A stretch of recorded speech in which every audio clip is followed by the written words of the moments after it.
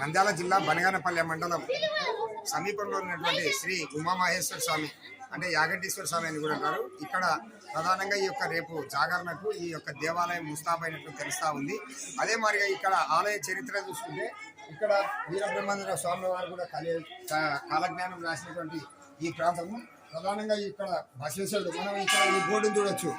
ఈ ఆర్కేఎల్ఎస్ డిపార్ట్మెంట్ కూడా ప్రతి 20 సంవత్సరాలకు ఒకసారి ఒక 20 సంవత్సరాలకు ఒకసారి పెరుగుతూ వస్తూ ఉంది 2 అంగళాలు అని చెప్పేసి ఇక్కడ ఈ యొక్క బోర్డులో కూడా రాయడం జరిగింది. తర్వాత ఈ యొక్క బసవేశ్వరునికి ఈ కలియుగంలో అత్యంత ప్రాముఖ్యత ఉంది. బ్రహ్మం గారు కూడా ఈ కలియుగంలో ఈ యొక్క బసవేశ్వరుడు ఎప్పుడైతే లేచి నిలబడి సొప్పకట్ట నీళ్ళు తాగి రగ్గ వేశాడో అప్పుడు కలియుగాంతమవుతుందని చెప్పేసి ఇక్కడి భక్తుల నమ్మకం. తర్వాత రాష్ట్ర వ్యాప్తంగా కానీ దేశవ్యాప్తంగా కానీ ఇదే నుండి కొనసాగుతుంది.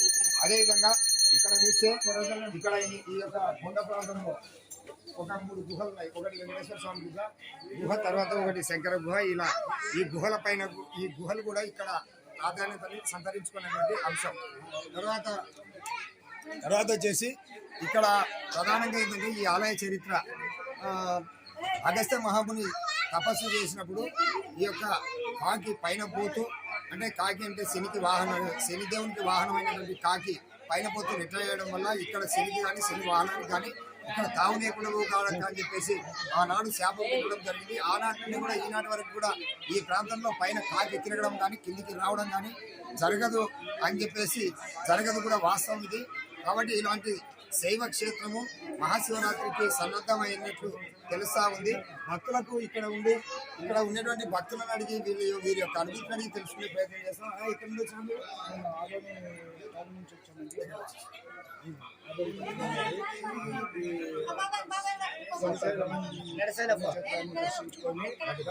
శ్రీశైల పుణ్యక్షేత్రాన్ని దర్శించుకొని దాంట్లో భాగంగా శైవ క్షేత్రాల్లో అయినటువంటి ప్రముఖమైన మా అంగంటి క్షేత్రాన్ని దర్శించుకోవాలనే ఉద్దేశంతో వచ్చాము.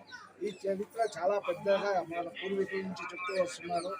మనకి కాలజ్ఞానంలో రచించినది కూడా వీరబ్రహ్మేంద్ర స్వామి గారు ఇక్కడ గుహల్లో చేసి మనకు కాలజ్ఞానాన్ని కూడా రాసినారని ఇతిహాసాలు చెప్తున్నాయి.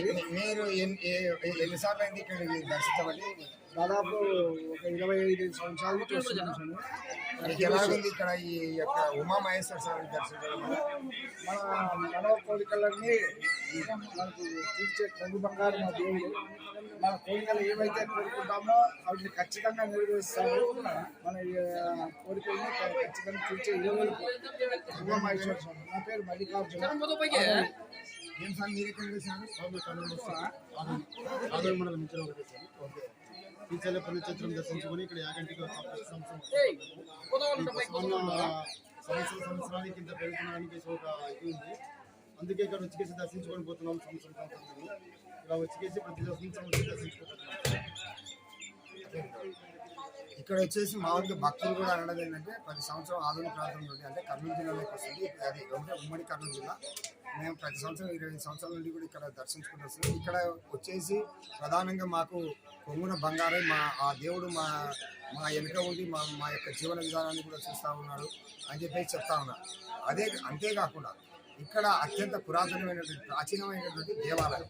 ఈ దేవాలయం అంటే ప్రధానంగా శైవక్షేత్రంలో లింగం ఉంటుంది.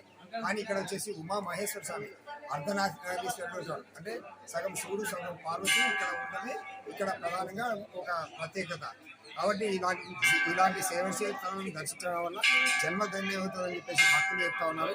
ఈశ్వరుడి PM న్యూస్ యాగంటేశ్వర స్వామి నంద్యాల జిల్లా.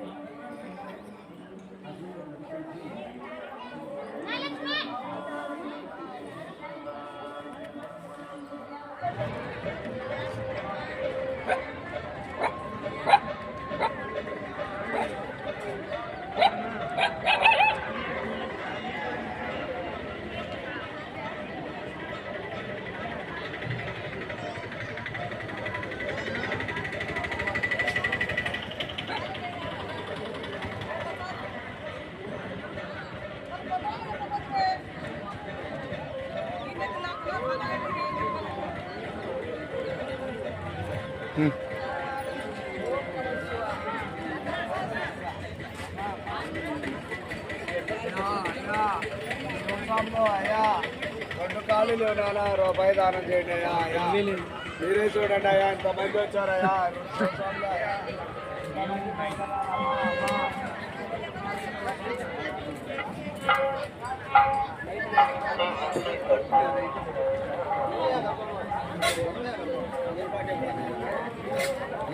కథ వాళ్ళది.